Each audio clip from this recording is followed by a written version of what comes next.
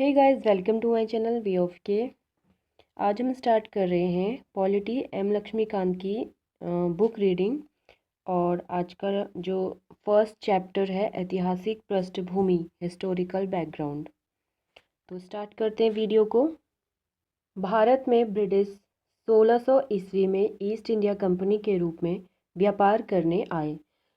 महारानी एलिजाबेथ प्रथम के चार्टर द्वारा उन्हें भारत में व्यापार करने के विस्तृत अधिकार प्राप्त थे। कंपनी, जिसके कार्य अभी तक सिर्फ व्यापारिक कार्यों तक ही सीमित थे, ने 1765 में बंगाल, बिहार और उड़ीसा के दीवानी अर्थात राजस्व एवं दीवानी न्याय के अधिकार दीवानी अधिकार प्राप्त कर लिए। इसके तहत भारत में उसके क्षेत्रीय शक्ति बनने की प्रक्रिया प्रारंभ हुई।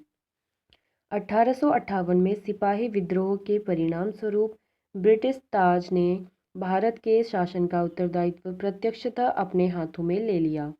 यह शासन 15 अगस्त 1947 में भारत की स्वतंत्रता प्राप्ति तक अनवरत रूप से जारी रहा। स्वतंत्रता मिलने के साथ ही भारत में एक संविधान की आवश्यकता महसूस हुई। 1934 में एम.एन. राय भारत में साम्यवाद आंदोलन के प्रणेता इन्हें माना जाता है। तो इनके दिए गए सुझाव को अमल में लाने के उद्देश्य से 1946 में एक संविधान सभा का गठन किया गया और 26 जनवरी 1950 को संविधान अस्तित्व में आया। यद्यपि संविधान और राज्य व्यवस्था की अनेक विशेषताएं ब्रिटिश शासन से ग्रहण की गई थी, तथापि ब्रिटिश शासन में कुछ घटनाएं ऐसी थी जिनके कारण ब्रिटिश शासित भारत में सरकार और प्रशासन की विधिक रूपरेखा निर्मित की गई। इन घटनाओं ने हमारे संविधान और राजतंत्र पर गहरा प्रभाव छोड़ा। इन घटनाओं का क्रमवार ब्यौरा निम्नानुसार है। कंपनी का शासन 1773 से 1858 तक। 1773 का रेगुलेटिंग एक्ट। इस अधिनियम का अत्यधिक संवैधानिक महत्व है। जैसे भारत में ईस्ट इंडिया कंपनी के कार्यों को नियमित और नियंत्रित करने की दिशा में ब्रिटिश सरकार द्वारा उठाया गया यह पहला कदम था। इसके द्वारा पहली बार कंपनी के प्रशासनिक और राजनीतिक कार्यों को मान्यता मिली और इसके द्वारा भारत में केंद्रीय प्रशासन की नींव रखी गई। किसके द्वारा? 1773 के रेगुलेटिंग एक्ट के द्वारा। 1773 के रेगुलेटिंग एक्ट की क्या विशेषताएं थी? इस अधिनियम द्वारा बंगाल के गवर्नर को बंगाल का गवर्नर जनरल पद नाम दे दिया गया एवं उसकी सहायता के लिए एक 4 सदस्यीय कार्यकारी परिषद का गठन किया गया। उल्लेखनीय है कि ऐसे पहले गवर्नर लॉर्ड वॉरेन हेस्टिंग्स थे। फिर इसके द्वारा मद्रास एवं बम्बई के गवर्नर बंगाल के गवर्नर जनरल के अधीन हो गए, जबकि पहले सभी प्रेसिडेंसियों के गवर्नर एक दूसरे से अलग थे। अधिनियम के अंतर्गत कलकत्ता में 1774 में एक उच्चतम न्यायालय की स्थापना की गई, जिसमें मुख्य न्यायाधीश और 3 अन्य न्यायाधीश थे। इसके तहत कंपनी के कर्मचारियों को निजी व्यापार करने और भारतीय लोगों से उपहार व रिश्वत लेना प्रतिबंधित कर दिया गया। इस अधिनियम के द्वारा ब्रिटिश सरकार का कोर्ट ऑफ डायरेक्टर्स यानी कि कंपनी की गवर्निंग बॉडी के माध्यम से कंपनी पर नियंत्रण सशक्त हो गया। इससे भारत में इसके राजस्व, नागरिक और सैन्य मामलों की जानकारी ब्रिटिश सरकार को देना आवश्यक कर दिया गया। नेक्स्ट है 1784 का पीट्स इंडिया एक्ट।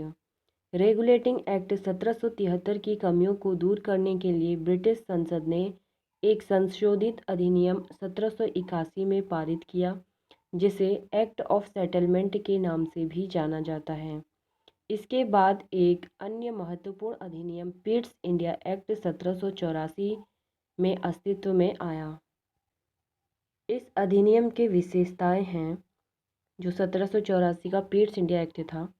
इसने कंपनी के राजनीतिक और वाणिज्यिक कार्यों को पृथक कर दिया। इसने निदेशक मंडल को कंपनी के व्यापारिक मामलों के अधीक्षण की अनुमति तो दे दी, लेकिन राजनीतिक मामलों के प्रबंधन के लिए नियंत्रण बोर्ड यानी कि बोर्ड ऑफ कंट्रोल नाम से एक नए निकाय का गठन कर दिया। इस प्रकार द्वैत शासन की व्यवस्था का शुभारंभ किया गया। नियंत्रण बोर्ड को यह शक्ति थी कि वह ब्रिटिश नियंत्रित भारत में सभी नागरिक, सैन्य, सरकार व राजस्व गतिविधियों का अधीक्षण एवं नियंत्रण करे। इस प्रकार यह अधिनियम 2 कारणों से महत्वपूर्ण था। पहला, भारत में कंपनी के अधीन क्षेत्र को पहली बार ब्रिटिश आधिपत्य का क्षेत्र कहा गया।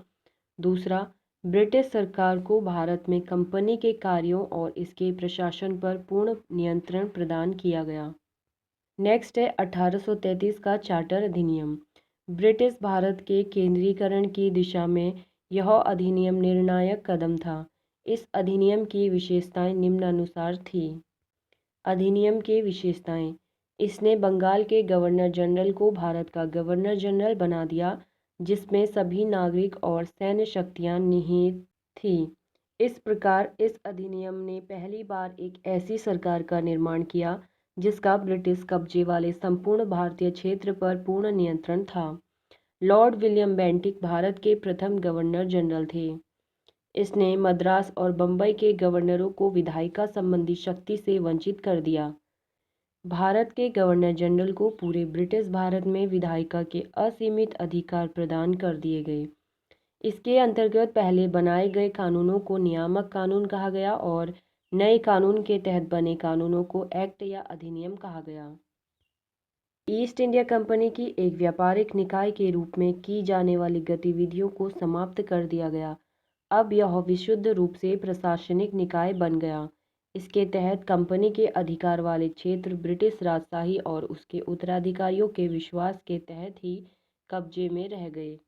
चार्टर एक्ट 1833 ने सिविल सेवकों के चयन के लिए खुली प्रतियोगिता का आयोजन शुरू करने का प्रयास किया। इसमें कहा गया कि कंपनी में भारतीयों को किसी पद, कार्यालय और रोजगार को हासिल करने से वंचित नहीं किया जाएगा। हालांकि कोर्ट ऑफ डायरेक्टर्स के विरोध के कारण इस प्रावधान को समाप्त कर दिया गया। नेक्स्ट है 1853 का चार्टर अधिनियम। 1793 से 1853 के दौरान ब्रिटिश संसद द्वारा पारित किए गए चार्टर अधिनियमों की श्रृंखला में यह अंतिम अधिनियम था।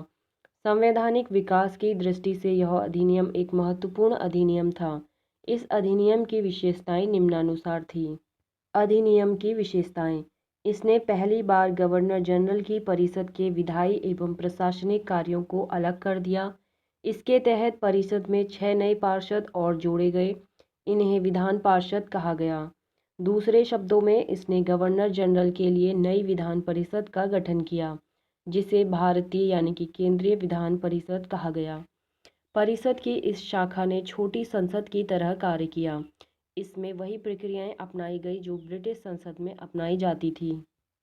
इस प्रकार विधायिका को पहली बार सरकार के विशेष कार्य के रूप में जाना गया, जिसके लिए विशेष मशीनरी और प्रक्रिया की जरूरत थी। इसने सिविल सेवकों की भर्ती एवं चयन हेतु खुली प्रतियोगिता व्यवस्था का शुभारंभ किया। इस प्रकार विशिष्ट सिविल सेवा भारतीय नागरिकों के लिए भी खोल दी गई और इसके लिए 1854 में भारतीय सिविल सेवा के संबंध में मैकाले समिति की नियुक्ति की गई। इसने कंपनी के शासन को विस्तारित कर दिया और भारतीय क्षेत्र को इंग्लैंड राजशाही के विश्वास के तहत कब्जे में रखने का अधिकार दिया। लेकिन पूर्व अधिनियमों के विपरीत इसमें किसी निश्चित समय का निर्धारण नहीं किया गया था। इससे स्पष्ट था कि संसद द्वारा कंपनी का शासन किसी भी समय समाप्त किया जा सकता था। इसने प्रथम बार भारतीय केंद्रीय विधान परिषद में स्थानीय प्रतिनिधित्व प्रारंभ किया।